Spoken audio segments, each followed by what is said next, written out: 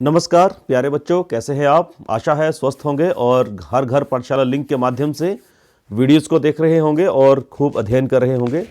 तो प्यारे बच्चों, हम पढ़ने वाले हैं आपके इतिहास की पुस्तक जिसका नाम है हमारे अतीत भाग 1। वहाँ पे पाठ है व्यापार से साम्राज्य तक कंपनी की सत्ता स्थापित होती है। इस पाठ के हम 2 वीडियोस पहले देख चुके हैं। आज की वीडियो में हम आगे पढ़ेंगे। पिछली वीडियोस में हमने ये देखा कि किस तरह ब्रिटिश ईस्ट इंडिया कंपनी जो भारत में व्यापार करने आई थी, यहाँ पर अब अपनी सत्ता स्थापित करने में लगी हुई थी। हमने महत्वपूर्ण प्लासी की लड़ाई जो नवाब सिराजुद्दौला और कंपनी के मध्य हुई थी, जिसमें नवाब सिराजुद्दौला को अपने सेनापति की गद्दारी की वजह से हार का मुंह देखना पड़ा था। तो उसके बाद अंग्रेज़ों के लिए बंगाल के रास्ते खुल गए और बंगाल के रास्ते ही वो पूरे भारतवर्ष में अब अपना राज्य स्थापित करने का ख्वाब देखने लगे। उन्होंने अनेकों जगह कूटनीति का सहारा लिया। हमने पिछली वीडियोस में ये भी देखा किस तरह से उन्होंने सहायक संधियां की, अपने रेजिडेंट्स अलग अलग राज्यों में नियुक्त किए जो राजाओं की पूरे कार्य प्रणाली पर नजर रखते थे और उसे प्रभावित करते थे, उन्हें इन्फ्लुएंस करते थे। तो जहां पर उन्होंने कूटनीति का सहारा लिया वहां भी सफलता प्राप्त की, परंतु जहां उन्हें यह लगा कि हम कूटनीति से नहीं, हमें डायरेक्ट प्रत्यक्ष रूप से लड़ना पड़ेगा, तो वहां पर उन्होंने प्रत्यक्ष लड़ाइयां भी लड़ी। इसका एक उदाहरण आपकी स्क्रीन पे ये तस्वीर है टीपू सुल्तान की, जिन्हें शेरे मैसूर कहा जाता था, और इनके साथ इनका सैनिक टकराव हुआ, मतलब आमने सामने की लड़ाई हुई, क्योंकि मैसूर जो कि एक दक्षिण भारतीय राज्य था, वहां पर टीपू सुल्तान के पिता हैदर अली, जिन्होंने 1761 से लेकर 1782 तक, और उनके पश्चात उनके बेटे टीपू सुल्तान, उन्होंने 1782 से लेकर 1799 तक शासन किया। टीपू सुल्तान और हैदर अली, इन दोनों को बहुत ही शक्तिशाली शासक माना जाता था। इनकी अपनी प्रजा के ऊपर अच्छी पकड़ थी, ये युद्ध कला में काफ़ी निपुण थे। और टीपू सुल्तान ने क्या किया था, अपनी रियासत में होने वाले अंग्रेजों के व्यापार पर प्रतिबंध लगा दिए थे। आप यहां पे पढ़ेंगे, मालावर तट पर होने वाला व्यापार मैसूर रियासत के नियंत्रण में था, जहां से कंपनी काली मिर्च और इलायची खरीदती थी। 1785 में टीपू सुल्तान ने अपनी रियासत में पड़ने वाले बंदरगाहों से चंदन की लकड़ी, काली मिर्च और इलायची का निर्यात रोक दिया। और जो टीपू सुल्तान के संबंध थे वो फ्रांसीसियों के साथ अधिक थे।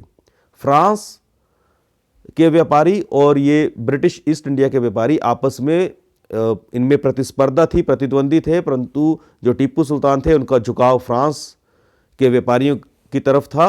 तो ये बात भी ब्रिटिश ईस्ट इंडिया कंपनी को नागवार गुजरी।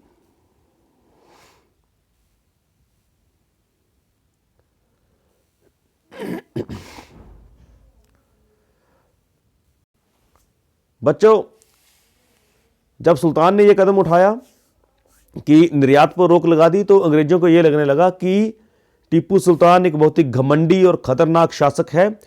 ऐसे में उन्होंने अनेक बार टीपू सुल्तान के साथ युद्ध किए, परंतु इन युद्धों में सन 67 से 69, 80 से 84, 90 से 92, इन सभी युद्धों में अंग्रेजों को हार का मुख देखना पड़ा। परंतु श्रीरंगपट्टम में जो आखिरी युद्ध हुआ उसमें अंग्रेज़ों को सफलता मिली और वहां पे टीपू सुल्तान मारे गए। उस वक्त जो भारत में लॉर्ड थे वो कॉर्नवालिस, जिसने सेना का प्रतिनिधित्व किया था, अंग्रेजी सेना का। तो ये एक चित्र के माध्यम से दिखाया गया है कि किस तरह उनके सामने ये टीपू सुल्तान के बच्चों को पेश किया जा रहा है, क्योंकि ये मैसूर जीत गए थे और अब वहां पर उनकी सत्ता स्थापित हो गई थी। 18वीं शताब्दी के अंत तक आते आते अंग्रेज़ों ने काफ़ी बड़े बड़े शासकों को हरा दिया था, या तो संधियां कर ली थी, या वहां पर अपने रेजिडेंट नियुक्त कर दिए थे, या फिर उन्हें प्रत्यक्ष लड़ाइयों में हरा दिया था। अब कंपनी का हौसला बढ़ता जा रहा था और उनके लिए बड़ा खतरा थे मराठा लोग।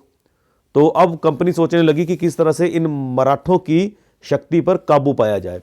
सन 1761 में पानीपत की जब तीसरी लड़ाई में हार हुई थी, तो उसके बाद मराठों का दिल्ली पर कब्जा करने का सपना तो चूर चूर हो गया था, परंतु फिर भी वे लोग जहां पे थे, जिन इलाकों में थे, वहां पर काफी शक्तिशाली थे और इनका जो राजपाट का सिस्टम था वो ऐसे चलता था कि अलग अलग क्षेत्र होते थे।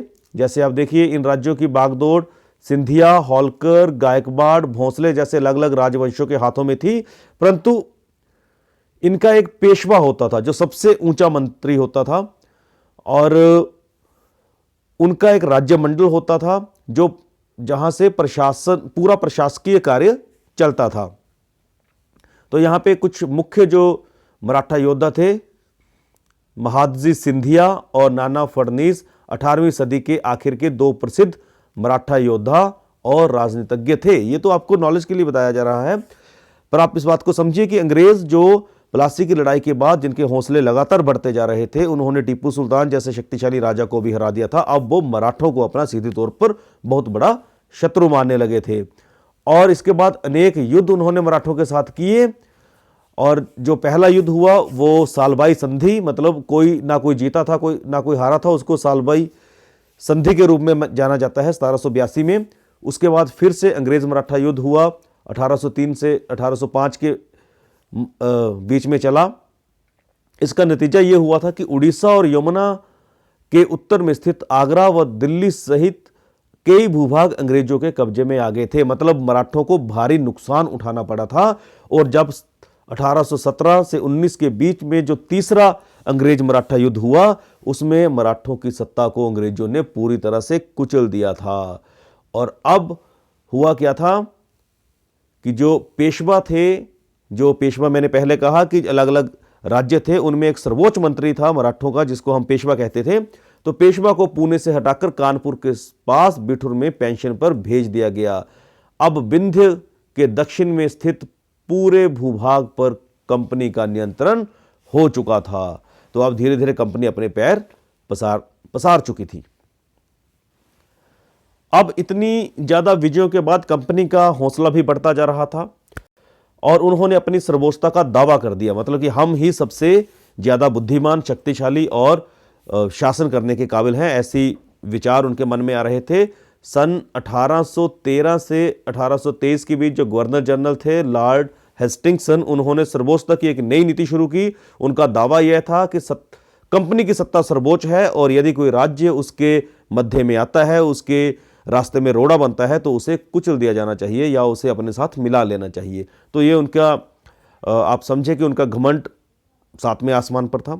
इसी बीच छोटी मोटी घटनाएं भी हुई जहां पे अनेक क्षेत्रों के जो शासक थे, जो नवाब थे या जो सरदार थे, उन्होंने अंग्रेजों की सत्ता को सीधे तौर पर स्वीकार नहीं किया और जितना उनमें सामर्थ्य था अपने सामर्थ्य के अनुसार वो अंग्रेजों के साथ लड़े भी। इसमें एक उदाहरण कर्नाटक, जिसे उस वक्त कित्तूर कहा जाता था, फिलहाल कर्नाटक में ये एक छोटा सा राज्य था, वहां पे रानी चेन्नम्मा, उन्होंने अंग्रेजों के खिलाफ हथियार उठा लिए थे। सन 1824 में उन्हें गिरफ्तार कर लिया गया और 1829 में जेल में उनकी मृत्यु हो गई थी।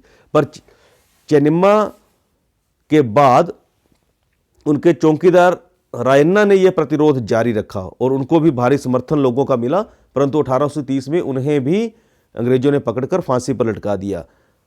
बेशक इन लोगों को हार का सामना करना पड़ा और इनको सजा मिली, परंतु इन लोगों ने देशभक्ति की भावना का भरपूर प्रदर्शन किया। अंग्रेजों के इतने बड़े साम्राज्य के खिलाफ ये लोग एकल योद्धा की तरह टिके और अंतिम सांस तक लड़े। अब कंपनी धीरे धीरे ऊपर की तरफ आ रही थी और उधर अफगानिस्तान का जो इलाका था वहां भी कंपनी ने 1838 से 1842 के बीच वहां पर प्रत्यक्ष रूप से अपनी सत्ता स्थापित कर ली थी, परंतु अभी भी कंपनी के पूरे भारत पर कब्जा करने के रास्ते में बहुत बड़ी दीवार जो पेश की वो पंजाब के महाराजा रंजीत सिंह ने की। जब तक महाराजा रंजीत सिंह जिंदा रहे उन्होंने कंपनी की दाल नहीं गलने दी, परंतु 1839 में उनकी मृत्यु हो गई। उसके बाद इस रियासत के साथ दो लंबी लड़ाइयां हुई। आखिरकार 1849 में अंग्रेजों ने पंजाब का भी अधिग्रहण कर लिया। तो इस पूरे विवेचना में हमने ये देखा कि अलग अलग समय में कंपनी ने अपना साम्राज्य स्थापित करने के लिए किस तरह से राजाओं का दमन किया और लोगों में भी अब धीरे धीरे राष्ट्रभक्ति, देशभक्ति की भावना भी जागृत होने लगी थी, जो हमने रानी चेन्नम्मा के बारे में और उनके चौकीदार रायन्ना के बारे में और पंजाब के महाराजा रंजीत सिंह के बारे में पढ़ा। तो बच्चों, अगली वीडियो में हम बाकी का हिस्सा पढ़ेंगे। आप खूब मन लगाकर दोहराई करिएगा। धन्यवाद। जय हिंद, जय हिमाचल।